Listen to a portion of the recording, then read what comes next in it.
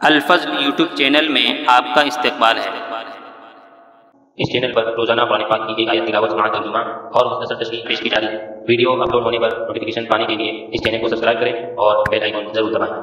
السلام علیکم ورحمۃ اللہ وبرکاتہ۔ میرے دینی و ایمانی بھائیوں اور بہنوں، سورہ نساء آیت نمبر 11 پیش خدمت ہے۔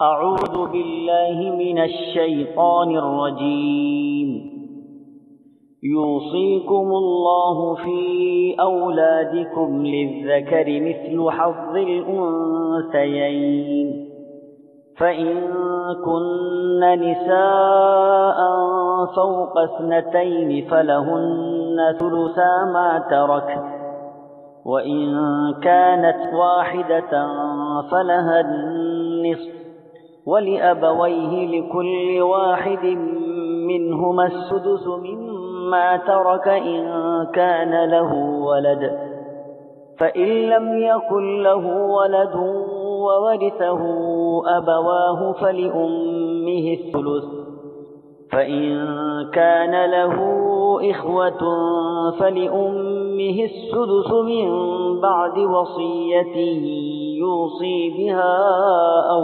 دين، آباؤكم وأبناؤكم لا تدرون أيهم أقرب لكم نفعا فریضۃ من اللہ ان اللہ کان علیما حکیما۔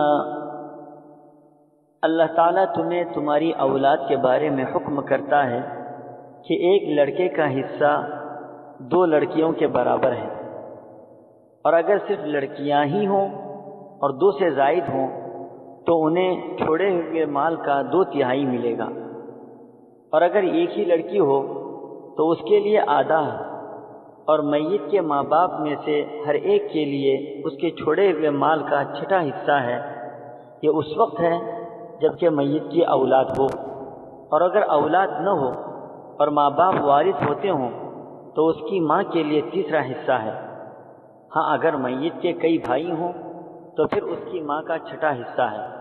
یہ حصے اس وصیت کے ادا کیے جانے کے بعد ہیں جو مرنے والا کر گیا ہو، یا قرض کی ادائیگی کے بعد۔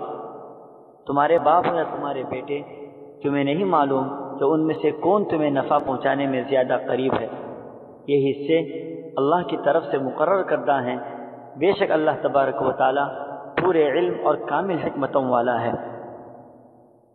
شریعت کا اصول یہ ہے کہ مرنے والے کے مال میں سے پہلے شریعت کے مطابق اس کے کفن دفن کے معقول اخراجات پورے کیے جائیں، پھر اس کے بعد اس کے قرضے ادا کیے جائیں۔ اس کے بعد دیکھا جائے کہ مرنے والے شخص نے وصیت کی ہے یا نہیں۔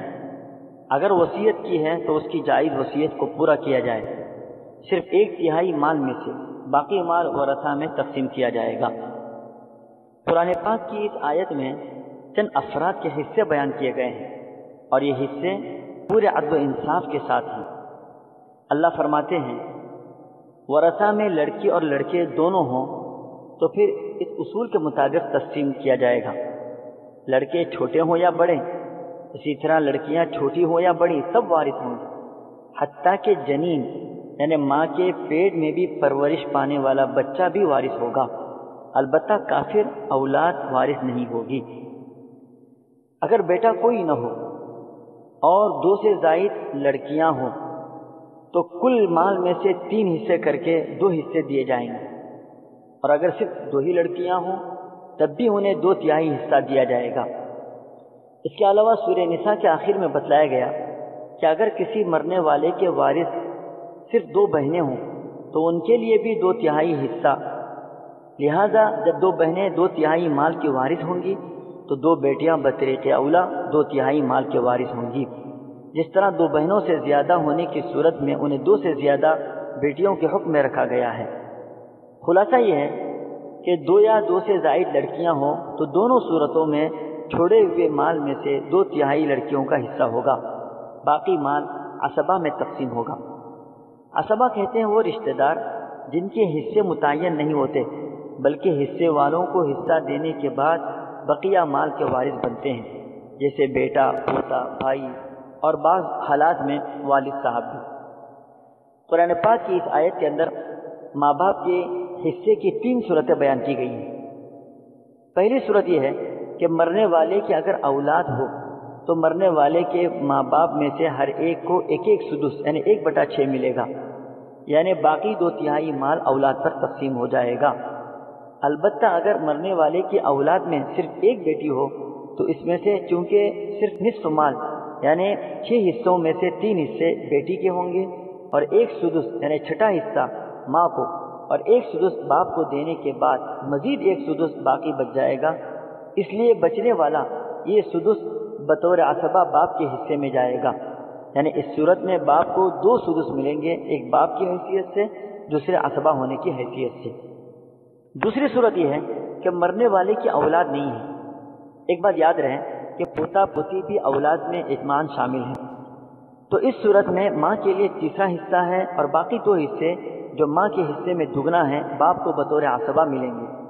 اور اگر ماں باپ کے ساتھ مرنے والے مرد کی بیوی یا مرنے والی عورت کا شوہر بھی زندہ ہے تو راجح قول کے مطابق بیوی یا شوہر کا حصہ نکال کر باقی مال میں سے ماں کے لیے ثلث یعنی تیسرا حصہ اور باقی باپ کے لیے ہوگا۔ تیسری صورت یہ ہے کہ ماں باپ کے ساتھ مرنے والے کے بھائی بہن زندہ ہیں، وہ بھائی چاہے سگی یعنی عینی ہوں یا ایک ہی ماں باپ کی اولاد ہوں یا باپ ایک ہوں مائیں مختلف ہوں یعنی اللاتی بھائی بہن ہوں یا ماں ایک ہوں باپ مختلف ہوں یعنی اخلاقی بھائی بہن ہوں۔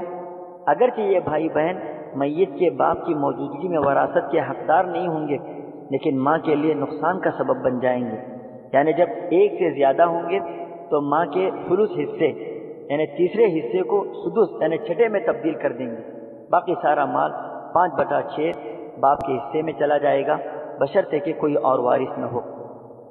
اس لیے اللہ تبارک و تعالیٰ فرماتے ہیں کہ تم اپنی سمجھ کے مطابق وراثت تقسیم مت کرو بلکہ اللہ کے حکم کے مطابق جس کا جتنا حصہ مقرر کر دیا گیا ہے اتنا حصہ تقسیم کرو۔